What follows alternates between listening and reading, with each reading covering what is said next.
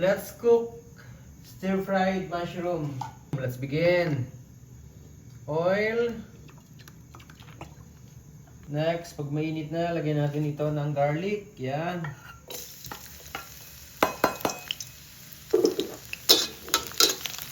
Garlic. Next na natin dito yung onion. Ganun din yan, pag samasamahin ha. Yan. So next na natin dito, meron tayo ditong sahog na chicken breast. Yan. Lagyan na rin natin. Soy sauce. Yan. Kunti lang muna. Tansya-tansya lang tayo. So next, lagyan natin ito ng oyster sauce. Yan. Kunti lang muna siguro. Wow, bango.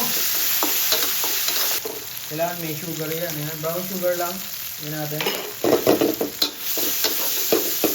Next, lagyan na natin yung ating mushroom. Yung mushroom na gamit natin dito, ayan. Lagyan natin lahat. Ayan. Ayan sa natin haluin. So, hayaan natin lumabas yung katas ng mushroom. So, ayan. Kung nakikita nyo, lumabas na yung katas ng mushroom. Oh. Kahit hindi natin lagyan ng water. Seasoning powder. Ito. Ayan. Ang tinangalagyan natin. Ito, depende lang sa inyo kung gusto nyo lagyan ng MSG. Ayan. Konting MSG lang muna nilagay natin. Peppercorn, ayan.